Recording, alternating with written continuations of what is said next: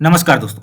आज इस वीडियो में बात करेंगे कि यूडाइस प्लस में कक्षा 2 से 12 तक के बच्चों का जोड़ने का कार्य जो चल रहा है, उसमें एक लिस्ट विद्यालय स्तर पर प्राप्त होती है और एमआईएस ब्लॉक लेवल पर जो होते हैं उनको दी जाती है और वो बच्चों को ऐड करते हैं। लेकिन कभी-कभी ऐसी सिचुएशन होती है कि लिस्ट में कुछ बच्चे ऐसे निकलते हैं जो ऑलरेडी पैन जनरेटेड हैं, यानी वो कहीं न कहीं ड्रॉप बॉक्स में उपलब्ध हैं, या तो उस स्कूल के खुद के ड्रॉप बॉक्स में हैं या किसी अन्य स्कूल के ड्रॉप बॉक्स में हैं।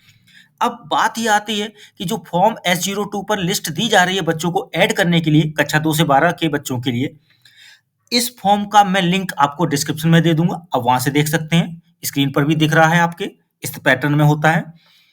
अब बात यहाँ आ रही है कि जो बच्चे ऑलरेडी ड्रॉप बॉक्स में हैं, यानी पैन जनरेटेड है, चाहे खुद के स्कूल में हो या दूसरे के स्कूल में हो, उन बच्चों को फॉर्म S02 पे देने की ज़रूरत नहीं है।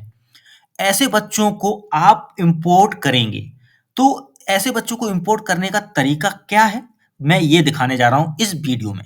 तो प्लीज़ यदि अभी तक आपने चैनल को सब्सक्राइब नहीं किया है, तो प्लीज़ चैनल को सब्सक्राइब कर लीजिएगा। वीडियो को लाइक, शेयर, कमेंट करना मत भूलिएगा। तो चलते हैं वीडियो को शुरू करने। यहाँ पर सबसे पहले गूगल में यूडाइस का स्टूडेंट मॉड्यूल लिखकर सर्च करते हैं। UDISE plus student module.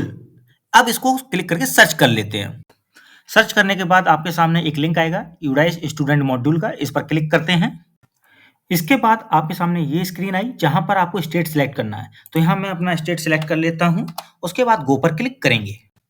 अब आपके सामने लॉगिन स्क्रीन होगी जहां पर यूडाइस कोड, पासवर्ड और कैप्चा डालकर लॉगिन पर क्लिक करके लॉगिन करेंगे। तो करते हैं यहाँ। लॉगिन पर क्लिक करते ही आपके सामने अगली स्क्रीन ये आई जहां आपको 2024-25 करंट एकेडमिक ईयर पर क्लिक करना होगा। तो करते हैं यहाँ क्लिक। अब यहाँ पर क्या करना है, जो महत्वपूर्ण बात है उसे ध्यान से सुनिएगा। आप कक्षा 2 या 2 से ऊपर के बच्चों को जोड़ने के लिए जो लिस्ट बनाने की सोच रहे हैं, उन बच्चों का एक बार पैन सर्च कर लीजिए। अगर उनका पैन मिल जाए तो आप उन्हें इंपोर्ट करने का प्रयास करेंगे या इंपोर्ट के अलावा ड्रॉप बॉक्स से एक्सेस करने का प्रयास करेंगे। यदि फिर भी कोई प्रॉब्लम आएगी तब आप ब्लॉक लेवल के एमआईएस कैंडिडेट से बात करेंगे। तो यहाँ सबसे बड़ी बात ये है कि आप पहले पैन को सर्च कैसे करेंगे कि उस बच्चे का पैन जनरेटेड है या नहीं। तो इसके लिए आपको यहाँ पर दिख रहा है student movement and progression link, इस पर क्लिक करेंगे। इसके बाद आपको क्लिक करना है इंपोर्ट मॉड्यूल पर। इस मॉड्यूल पर क्लिक करके दिखाते हैं अगली स्क्रीन। अब आप क्लिक करेंगे इंपोर्ट विद इन स्टेट, यदि स्टेट के अंदर का ही बच्चा है, यहाँ गो पर।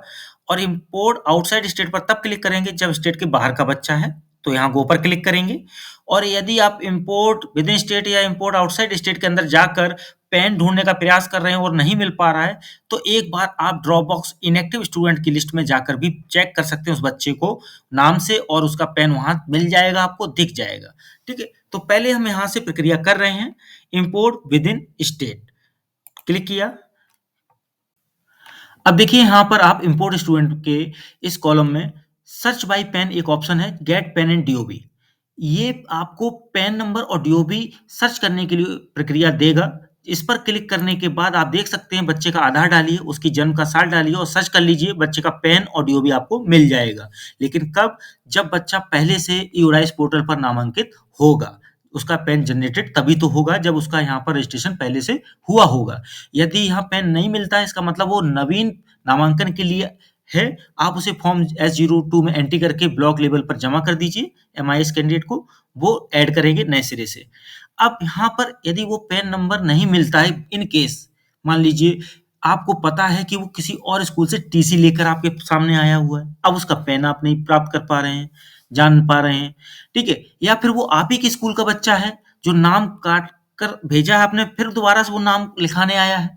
उस केस में जब पेन नहीं मिल पा रहा और कंफर्म है कि बच्चा एक बार पढ़ रहा था, रजिस्टर्ड था, तो आपको ड्रॉप बॉक्स, देखिए मैं दिखा देता हूँ, आपको ड्रॉप बॉक्स इनएक्टिव स्टूडेंट की लिस्ट पर क्लिक करना है।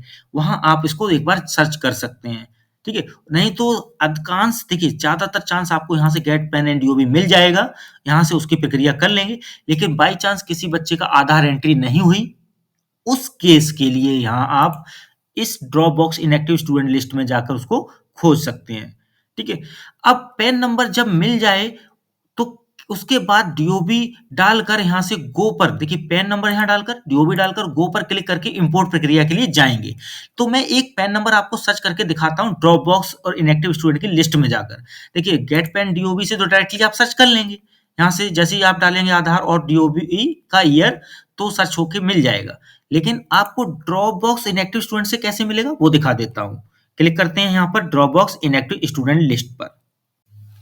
तो देखिए drop box inactive student list link पर क्लिक किया तो आपके सामने ये स्क्रीन आएगी जहां स्कूल का यूडाइस कोड आप डाल सकते हैं। यदि बच्चा कोई पता है कि किस स्कूल के यूडाइस कोड से आया है तो वहां डालकर उसके ड्रॉप बॉक्स को खोल कर देख सकते हैं।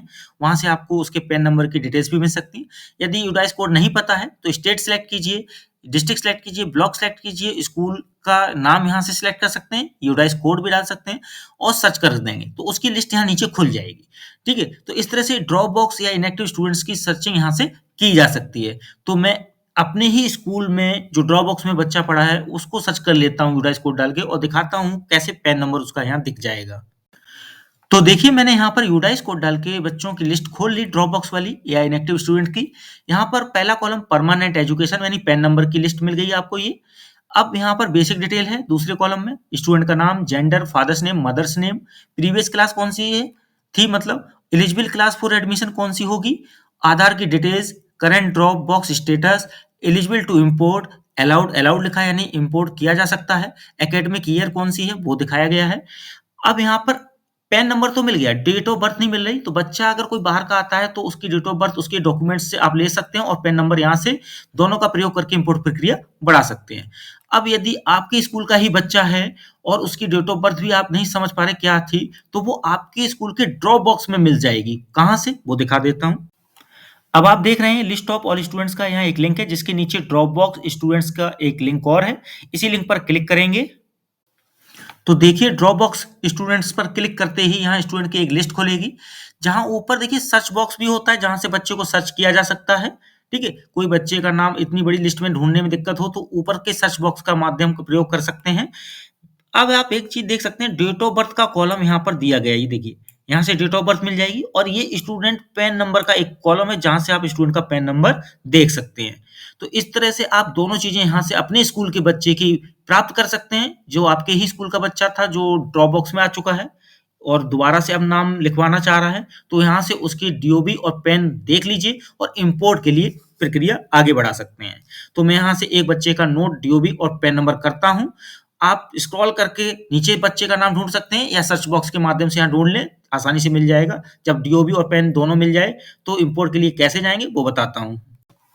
अब आप देखिए प्रोग्रेशन जो ऑप्शन है यहाँ पर स्टूडेंट मूवमेंट एंड प्रोग्रेशन वाला, इसमें जाकर इंपोर्ट मॉड्यूल पर क्लिक करेंगे तो आपके सामने यहाँ कई सारे ऑप्शन होंगे जहाँ पर इंपोर्ट विद इन स्टेट आप सिलेक्ट कर लीजिए क्योंकि हमें अपने राज्य के ही बच्चे जो है उन्हीं के इंपोर्ट प्रक्रिया अपनानी है। अगर किसी बाहर के राज्य के बच्चे के लिए अपनानी होगी तो ये ऑप्शन यूज करेंगे। ठीक है, तो मैं अपने ही राज्य के अंदर के बच्चे का इंपोर्ट प्रक्रिया करने जा रहा हूँ तो यहाँ गो पर क्लिक करता हूँ। गो पर क्लिक करते ही आपके सामने यहाँ इंपोर्ट स्टूडेंट का एक पेज खुलेगा जहां बच्चे का पेन और डीओबी डालकर गो पर क्लिक करेंगे तो करते हैं। तो देखिए पेन एंड डीओबी डालकर जैसे ही गो पर क्लिक किया तो स्टूडेंट की ये डिटेल खुल गई जिसमें स्टूडेंट की बेसिक डिटेल यहाँ मिलेगी और नीचे इंपोर्ट टू 2024-25 मिलेगा। जैसे क्लास सेलेक्ट कर लेंगे किस क्लास के लिए इंपोर्ट कर रहे हैं, इंपोर्ट का सेक्शन सेलेक्ट कर लेंगे, इंपोर्ट का मतलब डेट ऑफ एडमिशन सेलेक्ट कर लेंगे और इंपोर्ट की प्रक्रिया पर क्लिक करेंगे तो करते हैं यहाँ पर क्लिक इंपोर्ट पर। डेट ऑफ एडमिशन डालने के बाद इंपोर्ट पर क्लिक करते हैं। तो जैसे ही इंपोर्ट पर क्लिक किया उसके बाद आपके सामने एक मैसेज विंडो आई जहां पर आपको कंफर्म करना होगा इंपोर्ट को। तो यहाँ मैं इंपोर्ट के लिए कंफर्म करता हूं तो देखिए यहाँ लिख कर आ गया स्टूडेंट सक्सेसफुली इंपोर्टेड। तो यहाँ ओके कर देंगे।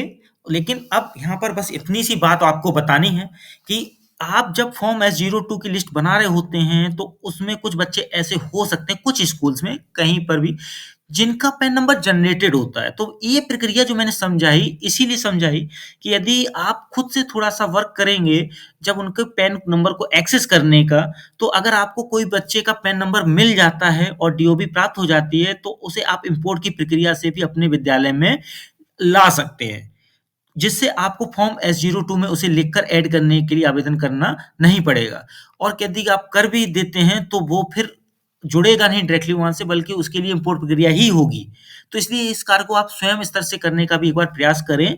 यदि ऐसा कार्य हो जाता है तो कम लिस्ट बनेगी और वो प्रक्रिया ब्लॉक स्तर से फास्ट स्पीड में हो जाएगी, क्योंकि एक्स्ट्रा बच्चों की जब लिस्ट FORM-S02 में जाएगी तो ब्लॉक स्तर पर भी कार्य बहुत बड़े स्तर पर हो जाता है, जिससे समस्त कार्य सही तरीके से समय पर होने के चांसेस कम होते हैं। तो इस प्रक्रिया को आप ध्यान में रखिए। वीडियो यदि अच्छा लगा हो तो लाइक शेयर कमेंट जरूर कीजिएगा, और यदि चैनल अभी तक सब्सक्राइब नहीं किया है तो जरूर कर लीजिएगा सब्सक्राइब। मिलते हैं एक और बेहतरीन वीडियो के साथ अगली बार। आज के लिए बस इतना ही। धन्यवाद। पूरा वीडियो देखने के लिए बहुत बहुत धन्यवाद। चैनल को सब्सक्राइब कर लीजिएगा, वीडियो को लाइक शेयर और कमेंट जरूर कीजिएगा। मिलते हैं अगले वीडियो में। धन्यवाद।